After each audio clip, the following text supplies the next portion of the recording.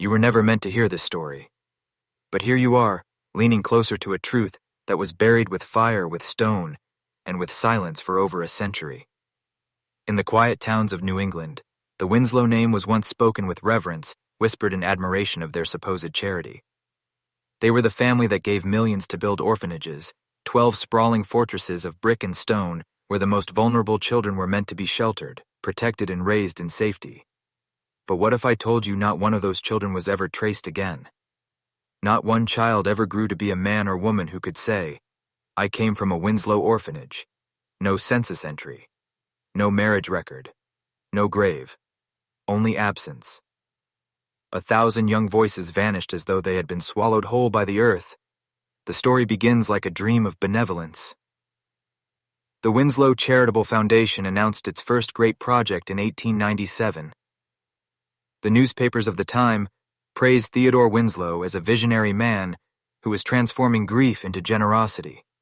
His family fortune, already vast, would now be used to protect the weakest members of society. Children without mothers. Children without fathers. Children without anyone.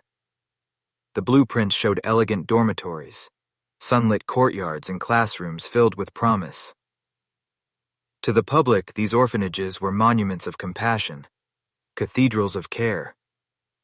But compassion has a way of disguising cruelty, and within those walls, promises turned into prisons. By 1912, the Winslow orphanage system had received more than 3,000 children. They were brought by wagons, by trains, by the silent hands of officials who insisted the Winslows were giving them hope. Yet when the investigators of later decades combed through the records, they discovered a void. The paperwork was gone. Transfer records missing. Death certificates absent. Adoption papers nowhere to be found. It was not neglect. It was erasure, the kind that takes money, power, and influence far beyond the reach of a normal family, the kind that rewrites history itself. As you sit with me now, imagine those buildings standing tall against the skyline, proud and immovable. Yet beneath their foundations, secrets festered, secrets that were meant never to see daylight, secrets that would claim not just the forgotten orphans, but anyone foolish enough to ask too many questions. And still the question lingers.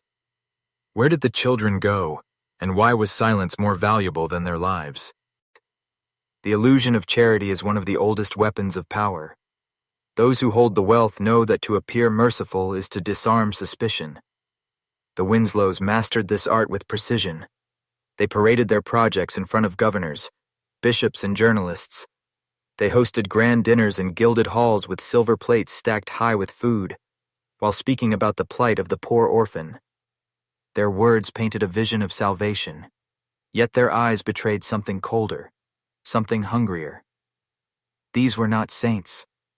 They were architects of control. Every orphan who entered the Winslow system was reduced to a number. The moment their name was crossed from the registry of the state, it vanished into a black hole. No family could trace them. No church could claim them.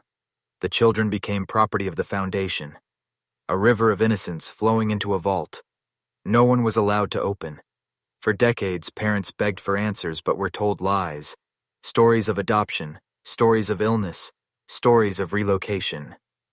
Each one carefully designed to end the conversation. The deeper you look, the clearer it becomes. The orphanages were not built to protect children. They were built to hide them, to remove them from the eyes of the world, and to place them in an environment where no law could intervene.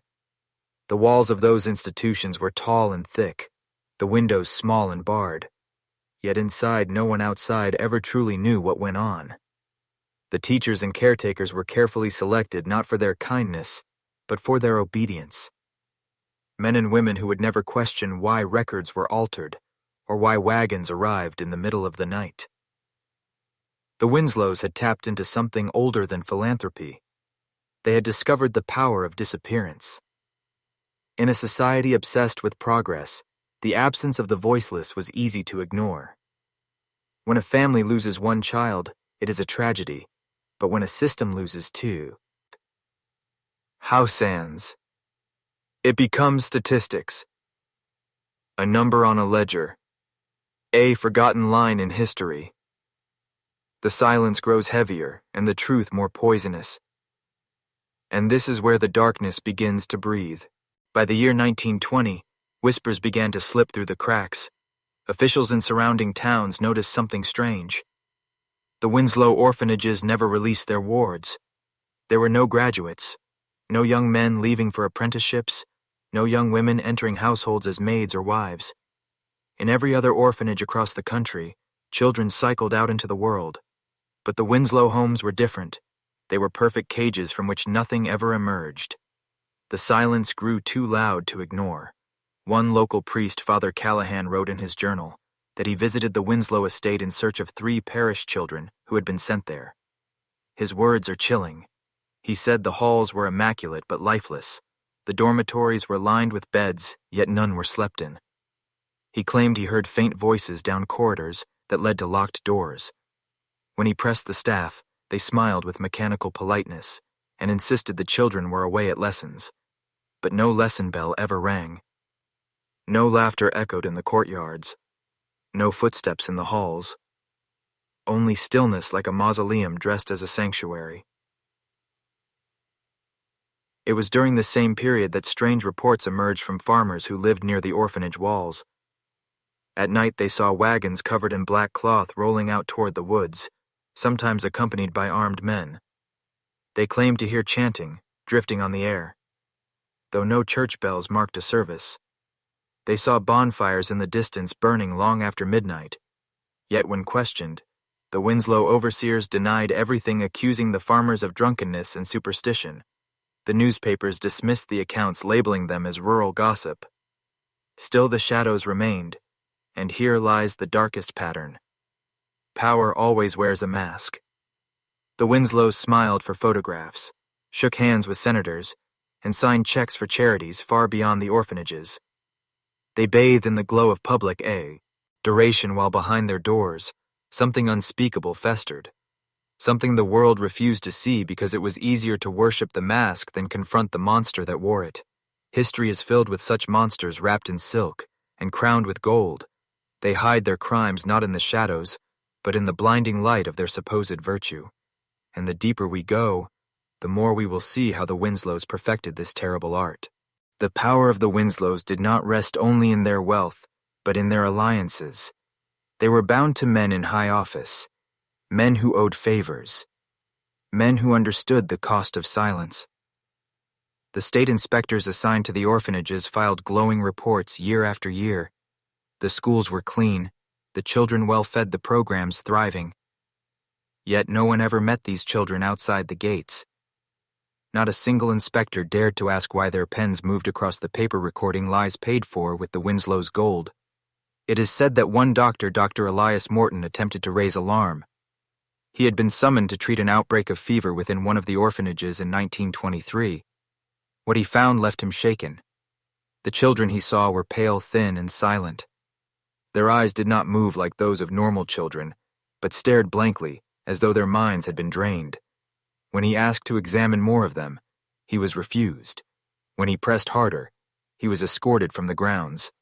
Within weeks, Dr. Morton was dead, struck down by what the newspapers described as an unfortunate carriage accident, but his wife believed otherwise. His journals disappeared the day after his burial. The family's reach was total. They controlled not only the flow of money, but the flow of narrative. Every story printed about them was carefully managed, every whisper of doubt, quickly erased. Even the church seemed bound by their influence. Bishops praised their generosity. Politicians courted their friendship, and journalists, who questioned them, found themselves ruined. Careers shattered, reputations smeared until no one dared to ask about the missing children. The orphans had become ghosts, and the world had agreed to forget them. But forgetting does not erase the truth. It only buries it deeper, and the deeper it is buried, the more dangerous it becomes. Because silence is not emptiness. Silence is pressure. It builds and builds until the ground splits open and swallows everything whole.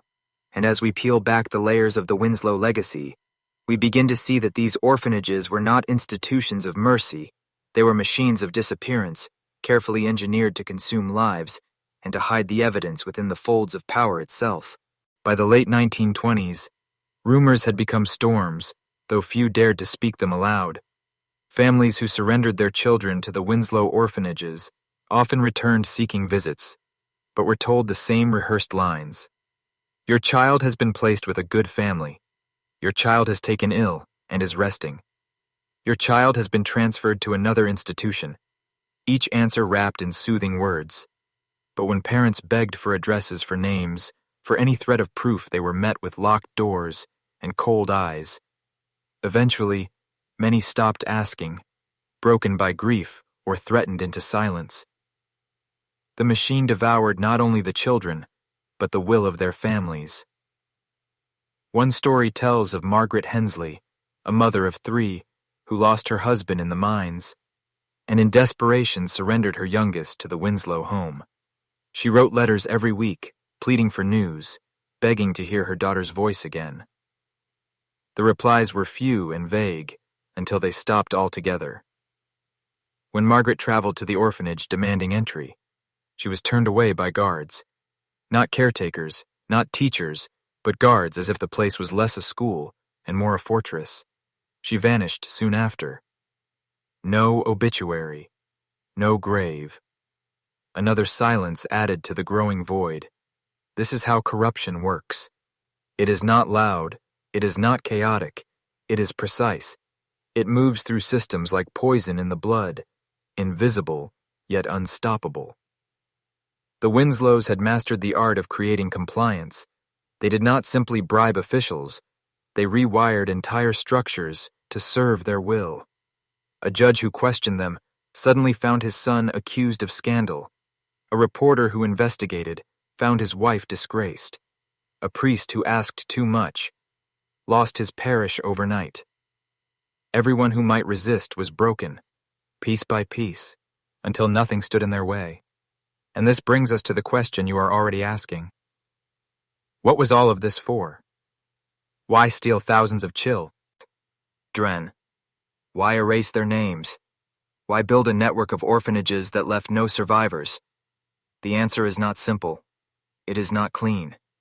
It is older, darker, and far more dangerous than most are willing to believe. And the deeper we go, the more you will see that this was not about charity, not about care, not even about wealth. It was about power. The kind of power that feeds on innocence and hides its teeth behind a smile. There comes a moment in every forbidden story when the lies no longer hold their weight, when the mask begins to crack and the truth seeps through like blood beneath a bandage. For the Winslow orphanages, that moment arrived with the testimonies of those who had once worked inside low-ranking servants, cooks and cleaners, who thought they were being hired to serve children in need. Instead, they found themselves inside a world of rituals, secrecy, and fear.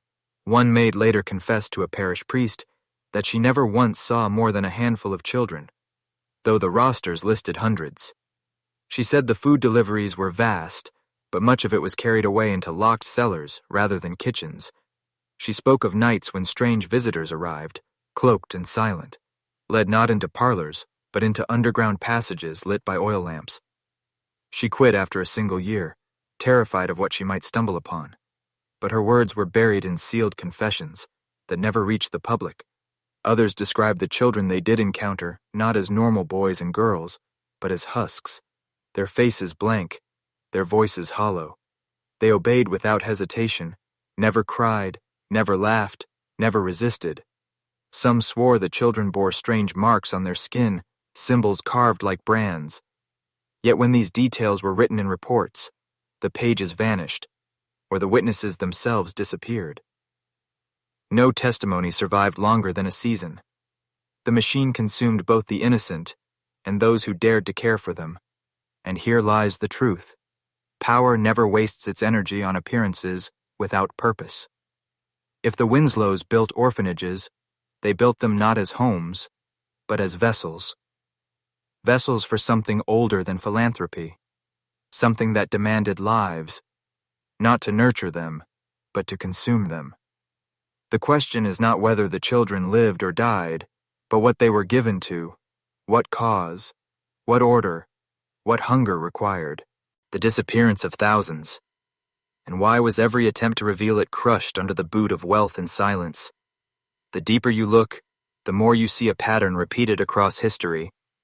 Names change faces, but the design remains. Take the vulnerable, remove them from the eyes of the world, and use them as currency for forces that thrive in secrecy. The Winslows were not innovators. They were participants in a current of corruption that stretches back centuries, and every orphan lost in their halls was another offering to that current. History teaches us that no great crime is ever committed in isolation. The Winslows were wealthy, powerful, and feared, but even their reach had limits.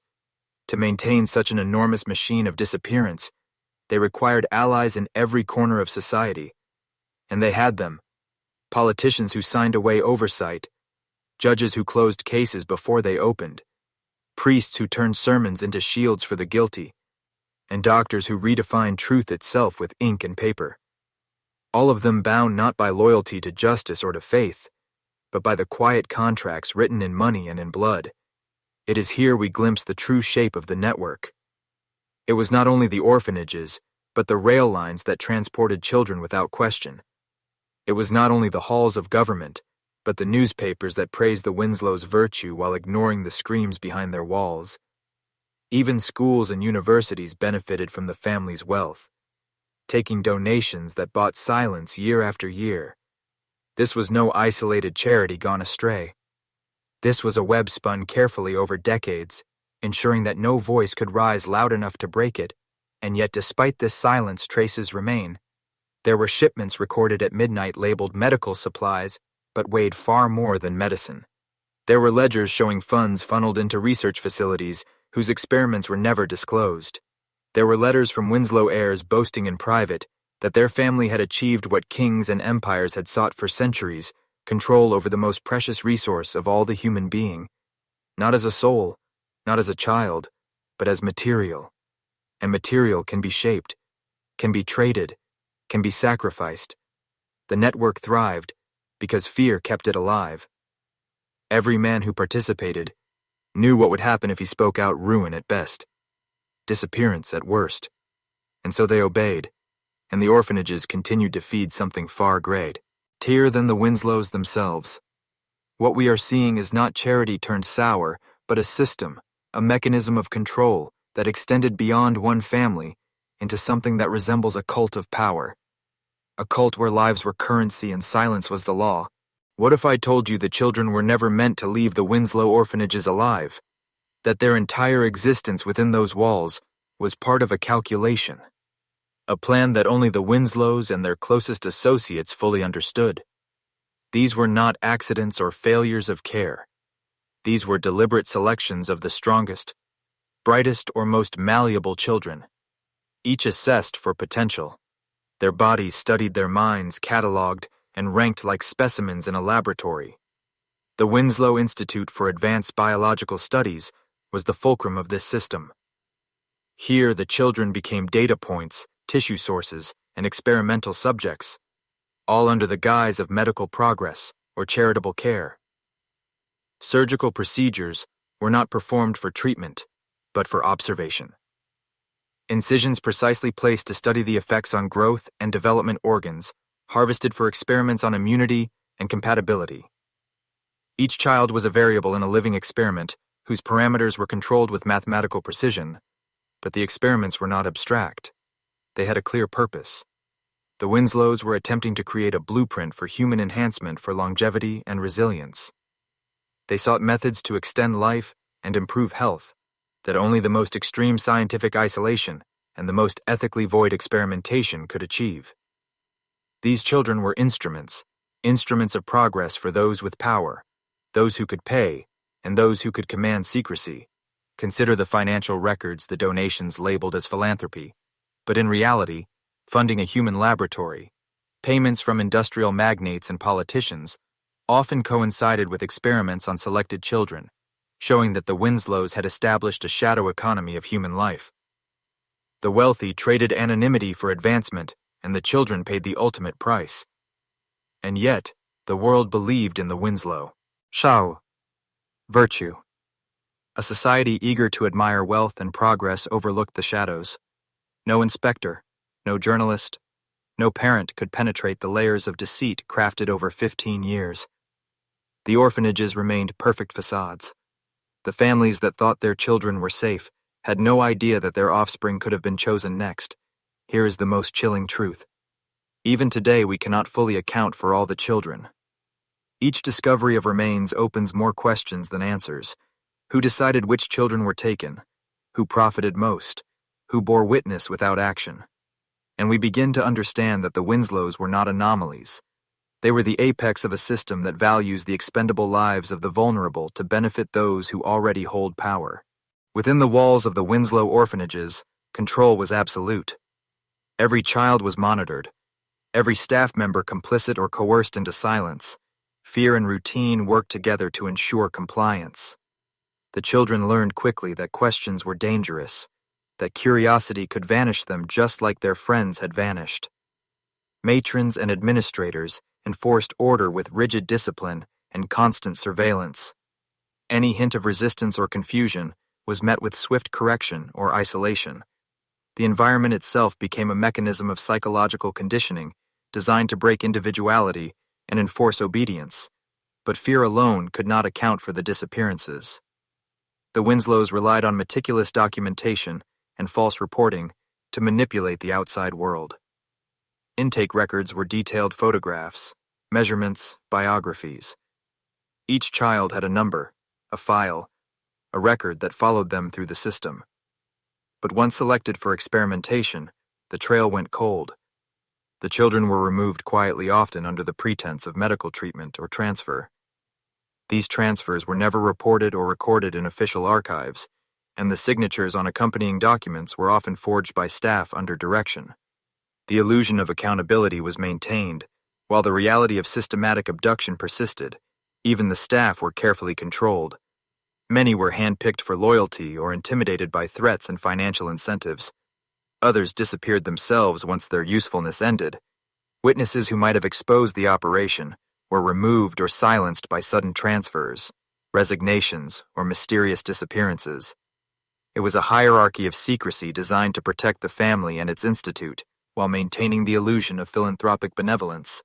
Public inspections were short and staged, showing only healthy children in controlled areas. The Winslows curated every interaction with outsiders, ensuring that no one glimpsed the hidden wings, the basements, or the experimental procedures. By the time inquiries arose, the Winslows were prepared. They could produce falsified death certificates, medical records, and correspondence to convince authorities that all children were safe or properly accounted for. When Dr. James Morrison questioned the Baltimore Orphanage, a simple visit and carefully prepared documentation resolved his concerns without investigation, and the issue was quietly dropped. This pattern repeated across New England, Connecticut, and Massachusetts. No one challenged the narrative successfully. The children's fates were sealed, and the family's reputation remained intact. The genius and horror of the Winslows lay in their understanding of perception.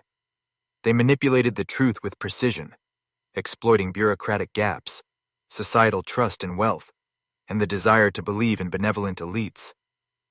They created a system where disappearance could occur on an industrial scale yet remain invisible. To the outside world, nothing was amiss.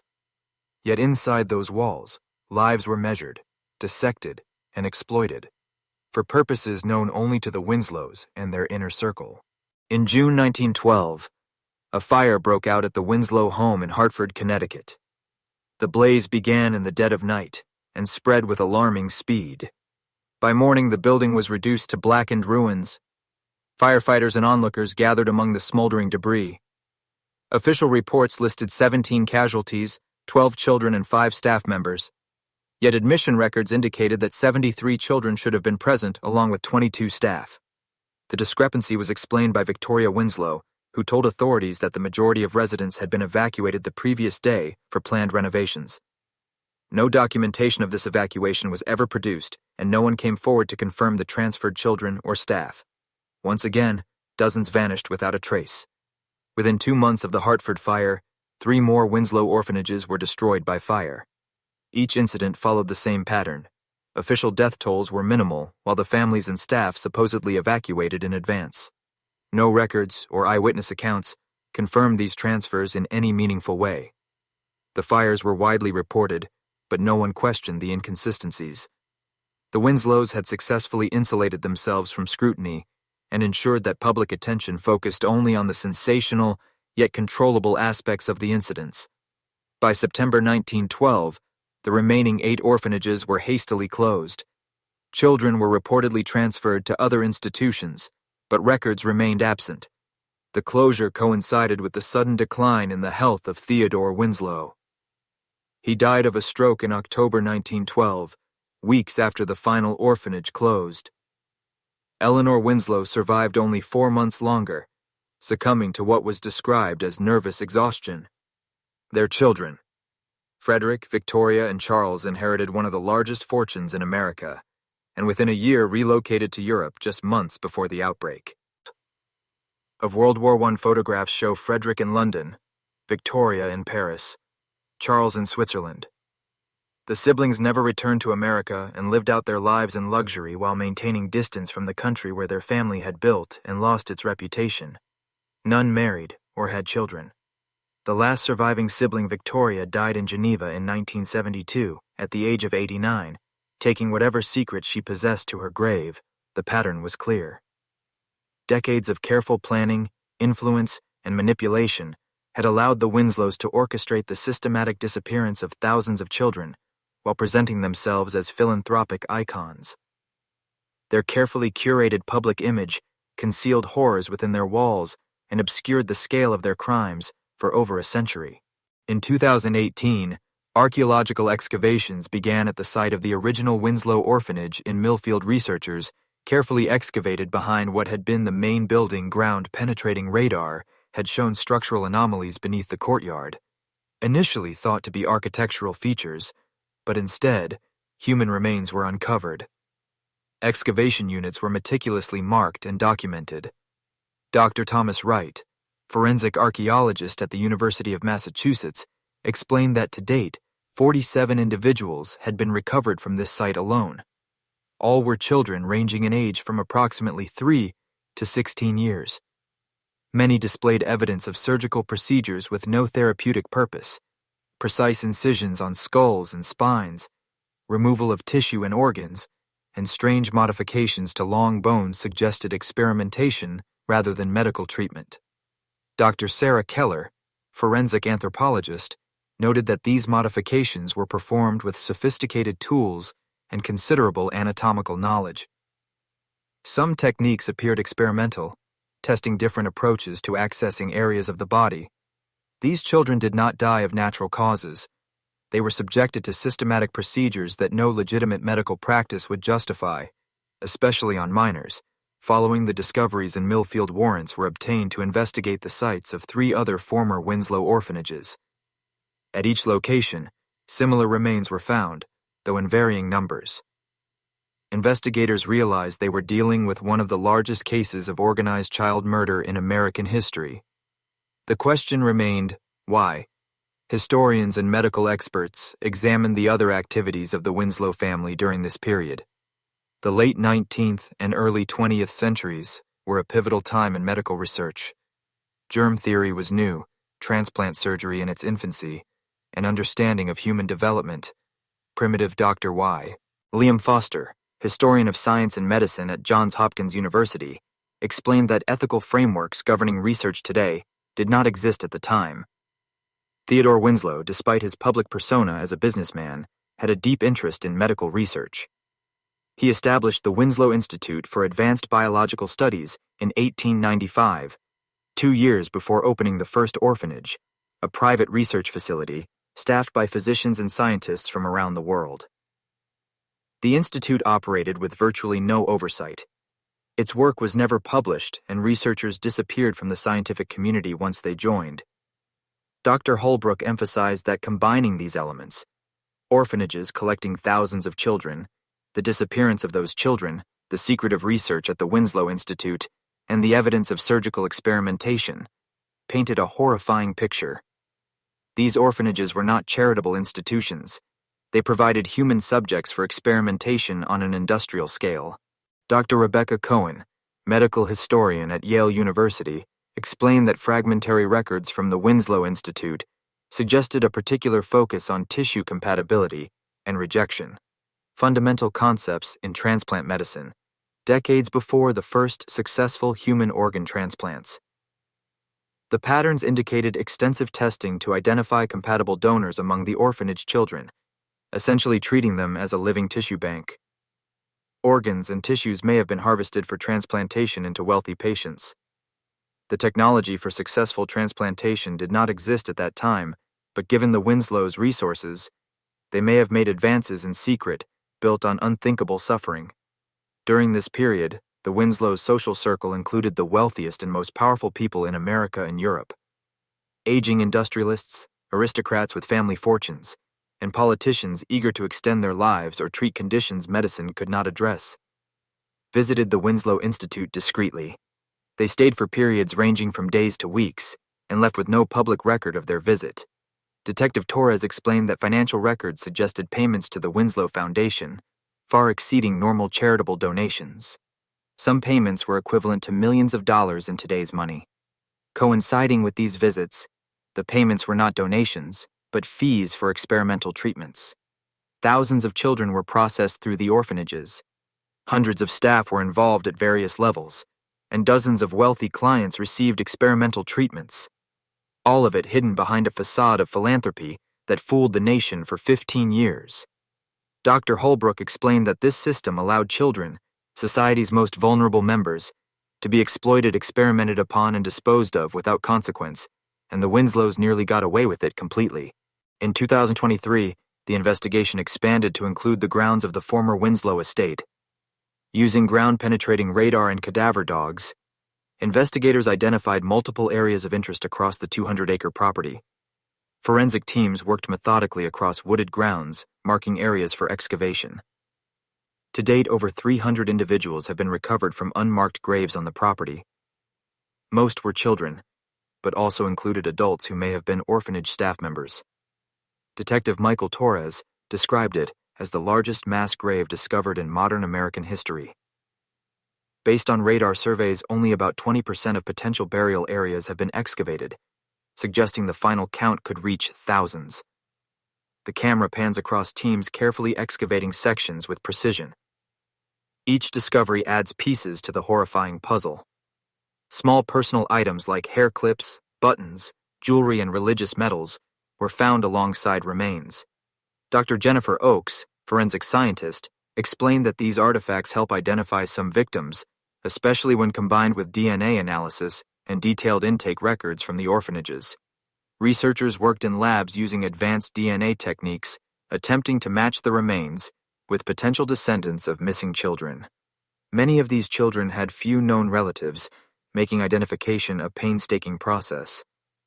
Catherine Reeves, the genealogist who first began investigating the disappearances, described each child as having a family somewhere.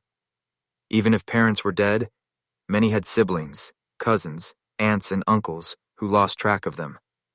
Each child represents a branch of a family tree, violently cut short. Identification is not just solving a historical mystery, but restoring connections severed over a century ago.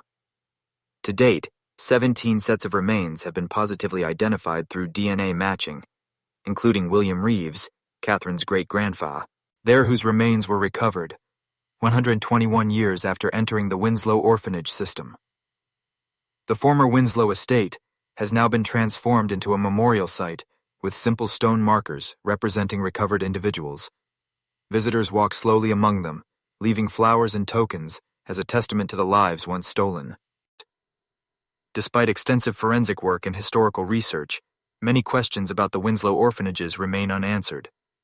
How many people truly knew what was happening, and how was the family able to maintain secrecy on such a massive scale? Did Theodore and Eleanor's children continue similar practices in Europe after fleeing America? Investigators continue to analyze financial records, correspondence, and architectural plans, hoping to uncover additional clues. Dr. Holbrook explains that the most unsettling aspect is how deliberate and systematic the erasure of children from records was. This was not negligence or poor record-keeping. It was an orchestrated effort that required influence, money, and meticulous planning. Modern-day shots show the former Winslow estate and the grounds where ongoing excavations continue. Ground-penetrating radar and cadaver dogs identify new potential burial sites, suggesting thousands more may still be unaccounted for. Researchers work slowly and methodically, marking, excavating, and cataloging each find. The process is painstaking, but essential to giving the victims their names back and restoring their place in history. Catherine Reeves emphasizes that every child represents a family torn apart by this system. Identifying them is about reconnecting those branches of humanity severed over a century ago. The camera pans across the memorial site as twilight falls. Stone markers cast long shadows while visitors leave candles, flowers, and small tokens.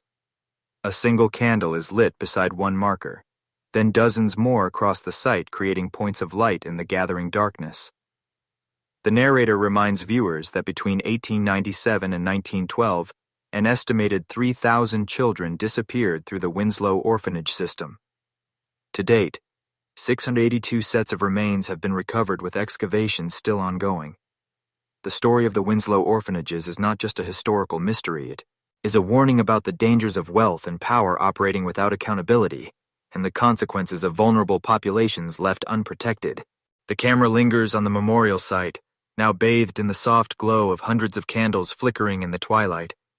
Each marker represents a child once lost to history. Their names, faces, and stories slowly being restored through painstaking research and forensic identification. Dr. Holbrook reflects that remembering these children is the least society can do.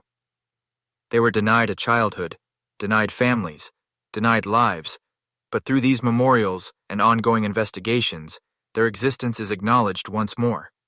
Researchers continue DNA matching, cross-referencing intake records, and searching for descendants. Every identified child reconnects a branch of a family tree, violently severed over a century ago. Catherine Reeves looks over the photographs of recovered remains. Each child she sees represents hope that history will not forget them. She speaks with quiet intensity, reminding viewers that this work is far from over.